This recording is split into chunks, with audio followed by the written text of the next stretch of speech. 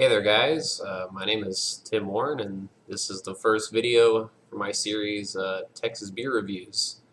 I'm 27 and I live in Houston, Texas, more specifically Humble, Texas right now, just northeast of Houston. I wanted to start a, channel or use the channel that I have for beer reviews. I've been into craft beer for over about 4 years now, I guess. Started off pretty light and then got pretty big into it, to beer trading and bottle shares and all that fun stuff. But I wanted to do a series of reviews for Texas beers, local beers that we can get here, because I feel it's pretty underrepresented. There's a lot of great Texas beer out there, but it's also very new to our craft beer is pretty new to Texas. We don't have a whole lot of breweries compared to some other states, like Oregon or California that have tons and tons. But it is growing pretty quickly here. So I wanted to start, reviewing local beers that we can get, just to kind of show what we have here in Texas. So for the first review I'm doing is a beer that I've had many times and is my favorite beer, but I'll give it a shot and review it since I always have it in the fridge pretty much. But this is Live Oak's Hefeweizen. So this is their Bavarian style Weiss beer. It's a wheat ale, so it's mostly brewed with wheat as opposed to barley. And the can, it says, extraordinary lagers and ales craft brewed in Austin, Texas since 1997 using traditional beer making methods inspired by old world style beers. So they do a lot of traditional styles. They've got the Hefeweizen, they've got a Pilsner, they've got an amber lager. They do have an IPA and a pale ale and a few other styles like that, but mostly traditional styles, and they do them very well, in my opinion. So this is a 12-ounce can. It's 5.3% alcohol by volume, and the website states that it is 10 IBUs.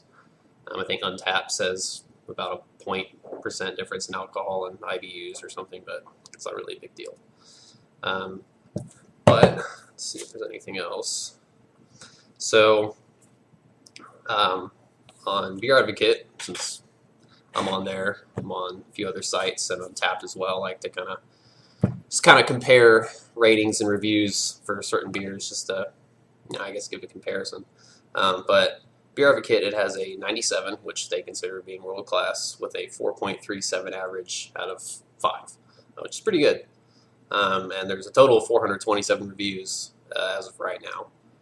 So a lot of people have had it. It's got a lot of good reviews, just because it was pretty hyped in a sense, and for Texas, it was one of the highest rated beers for a while. It still is, but they recently started canning their beers. They've only been in cans for a few months now or so, and so now that it's in cans, it's gotten out to a lot more people as opposed to just being on draft.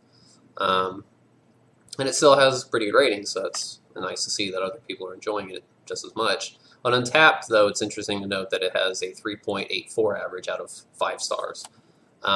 I think that's kind of typical for Untappd. A lot of the traditional styles don't have as high ratings as the hyped up styles. The New England IPAs, the barrel-aged stouts, wild ales, lambic, things like that. That's just typical. It's pretty much just what it is. Anyway, so let's get into the beer, actually, since I've kind of talked a bit about it. There's the pour. I'm not used to doing this on video, so see how well I can do this. Probably got a little bit too close to the camera there. The pour is a pretty big white head. It's about 4 fingers. Still got a bit more left in the can here. It's not incredibly hazy, but pretty hazy. You can't completely, well, put it this way, still see through the glass a bit, but it's got some haze to it. It is an unfiltered beer, just being the style Hefeweizens are. Unfiltered, I guess it should be. It's got a nice straw, light straw. It's kind of a lemony color to it, and a pretty thick white head. So get to the nose here. So with Hefeweizens, there's always typically notes of banana, bubblegum, clove, that kind of spicy, the yeast strain that they use for this, similar to some of the Belgian, the Belgian strains that are in Belgian style saisons, things like that, whip years, etc. So this has tons of banana. It's really, really banana forward. A lot of clove, but I always get kind of a nice, sweet banana bread type aroma out of this. You get the clove kind of underneath. There's well, I guess it's balanced pretty well with it. It's decently spicy, and there's a bit of bubblegum there. Let's go with the taste. Cheers.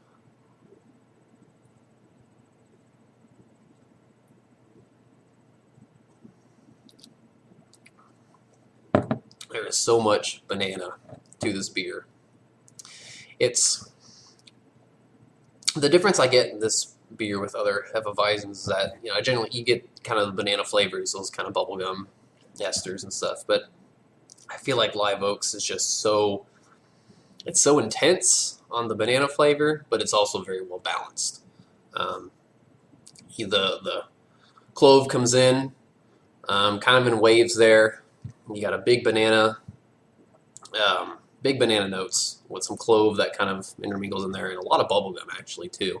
And it's just so very intense in flavor, but it finishes not too sweet. There's a bit of sweetness there. There's not really any bitterness to speak of, but it does have a slightly drying finish, which makes it really, really drinkable.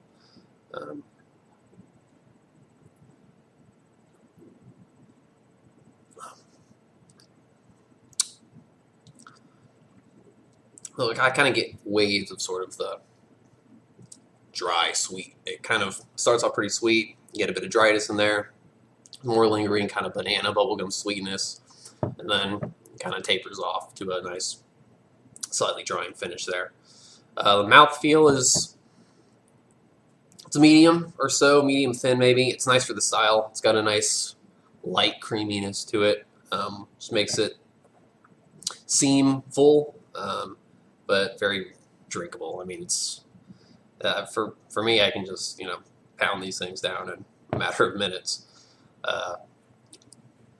But this is definitely, I think, my favorite from the style that I've had. There's a lot of great German, of course, Hefeweizens out there, but the fact that I can get this fresh in cans off the shelf, and it's so intense in flavor, so well balanced, to me is what really makes the beer.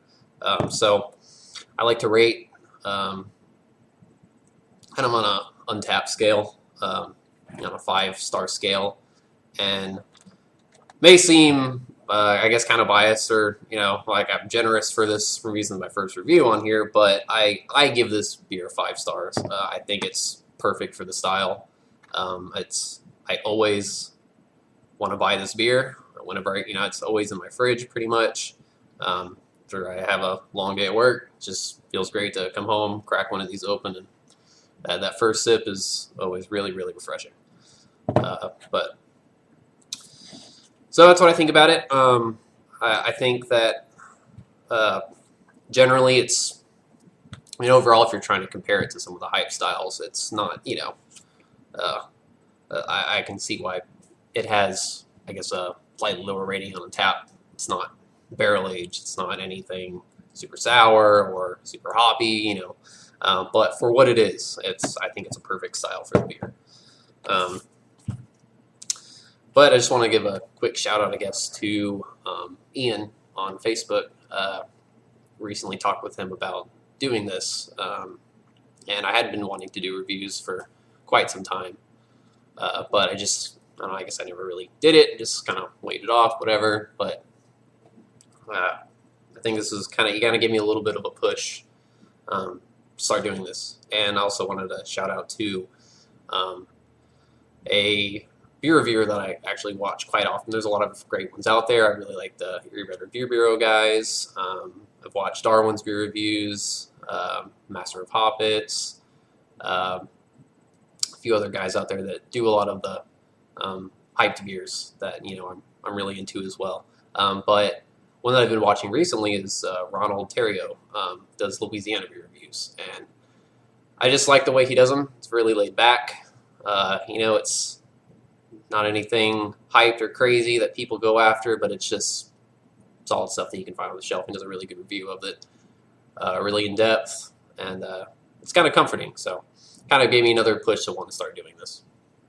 But I think probably in the future I need to switch this back a little bit so you can kind of see the beer more, not just me. But that's pretty much it for this video. So, I know some of the reviewers have taglines at the end of their videos, and so I guess I'll do one too. But say think global and drink local. Cheers.